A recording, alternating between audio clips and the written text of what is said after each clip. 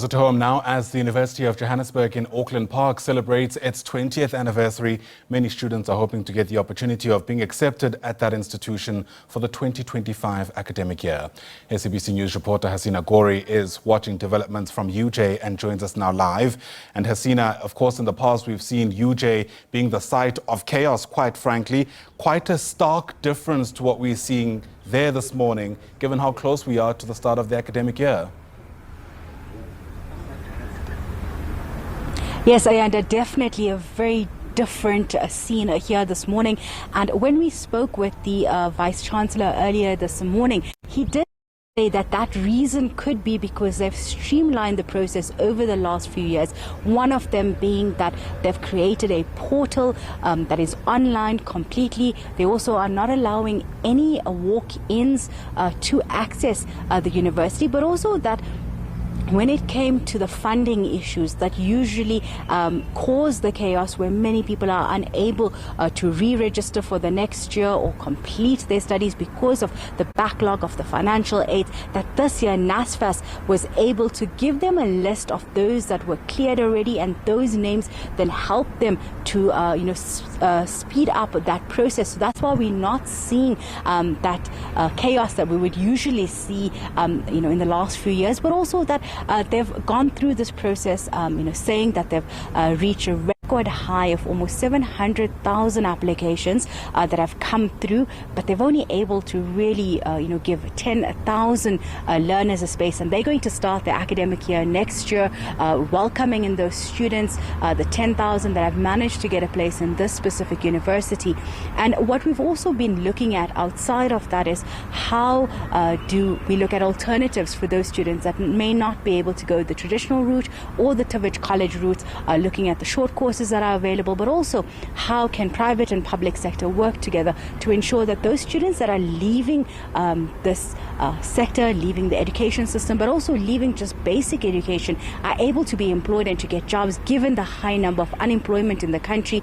We know that numbers are quite high, but specifically when it comes to the youth unemployment, which is the 15 to 24, that number stands at 45%, but also statistics showing us that those that do not go into tertiary education or do not get a degree are 35% more likely to not get into any formal jobs. That number, when you do have a degree, comes down. And academics that we've spoken to and analysts say that number is still not enough. But I want to bring into the conversation Youth Capital, which is an NGO that looks and campaigns around policy employment. Nape, you've been following these conversations on employment, the education sector. Where have we gone wrong? Let's start there. And how can we assist those that are entering, and specifically the youth, entering into this new phase of their lives, leaving school behind and now looking for either education or a job right now? Thank you. As a campaign that advocates for policy change around youth unemployment, we believe that tertiary education is quite fundamental and important to ensure that the young people transition into formal work. As you just mentioned, the stats that those who go through tertiary education are much more likely to find work later on. However, what we think went wrong is issues of access. There's quite big challenges with issues of access. UJ just said that they received 700,000 applications, which is quite overwhelming if you think about it, and only had 10,000 spaces. And also the other critical thing, it means that access into university spaces is not as open as we would like it to be. The other challenge is around NSFAS, and that's why Youth Capital is currently running the campaign that we are running around NSFAS to basically advocate for NSFAS to get its house in order, so that because the other thing that we have identified in terms of access is just financial support, financial aid that is needed to students that are usually qualifying, but because of some of the inefficiencies and mismanagement we've seen with NSFAS affecting their ability to find, to feel like they're empowered to study in the proper way. So we think that some of the challenges have really been around access, and also the challenges around NSFAS, because we are asking the question at Youth Capital that 10 years after fees must fall. I'm an alumni of UJ, and it's quite interesting for me to be standing here today after so long, because I was here in 2016 during fees must fall, and in as much as the university says that there's not a lot of activity on campus, when I was coming in on, I saw that it's actually quite difficult to come in. And I think that if it was not difficult to come in, you would see activity on campus. And also on social media, we do see that young people are still going through challenges around accessibility into higher education. You speak about being a UJ alumni and being part of that Fees Must Fall. It was quite a pivotal moment, and one of the big key issues was specifically around access and the funding and the finance around it. As someone now looking back, as you're saying, there's still conversations. What is the sentiment from those that are alumni, from looking back where we are today? Has anything really changed?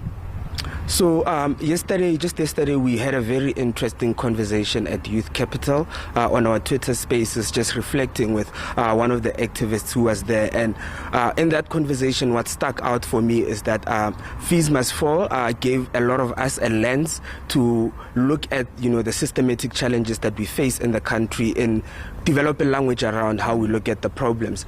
But also, at the time, it changed how we talk about higher education.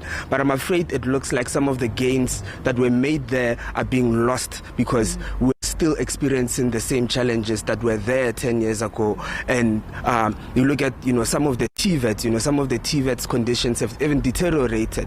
And so, we look at last year, there were students that were saying that they were homeless because NSFAS didn't pay on time and the like. So I think it had in a general, it was a general big political moment that had its gains, but in particular to education gains, I think that we've regressed in some ways because I don't think we should be where we are now, particularly 10 years after that moment.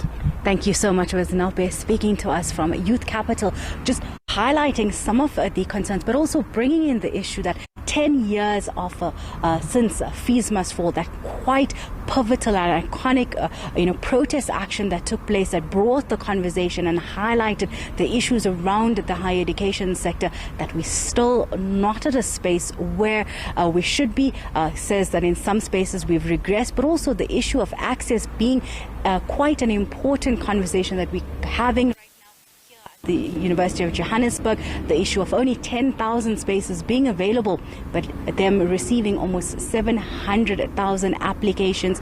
This is a similar pattern that we've seen across the country at various different universities, with almost 100,000 of matriculants who pass with a bachelor's pass are believed to going to be left without having access to the formal tertiary education or the traditional tertiary education industries because of just a limited space. But we'll continue to have this conversation, continue to bring you various different voices on this special focus today. But for now, I end up back to you in studio.